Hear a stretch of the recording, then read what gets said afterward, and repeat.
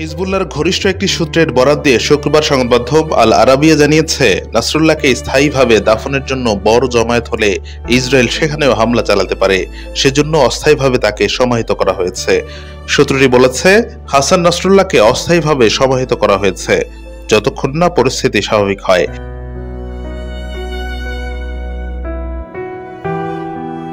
এর আগে ইসরায়েলি হামলায় নিহত হাসান নাসরুল্লাহর দাফন শুক্রবার সম্পন্ন হবে বলে এক প্রতিবেদনে জানায় ইরানের সংবাদ মাধ্যম ইরনা।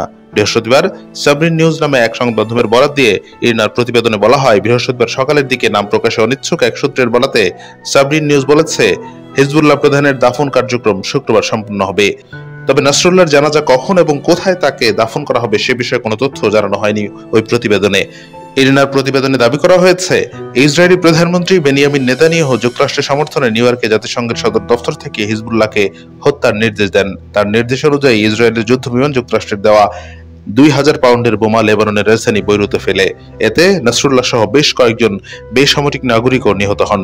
শনিবার ইসরায়েলের বিমান হামলায় হিজবুল্লাহ প্রধান হাসান নাসরুল্লাহ নিহতের বিষয়টি নিশ্চিত করে লেবাননের সশস্ত্র গোষ্ঠীটি। শুক্রবার সন্ধ্যায় বৈরুতে ব্যাপক হামলা চালায় ইসরায়েল। এই হামলায় নাসরুল্লাহ নিহত হন। তার আগে হাসান নাসরুল্লাহকে বিমান হামলা চালিয়ে হত্যার দাবি করে ইসরায়েলি সেনাবাহিনী।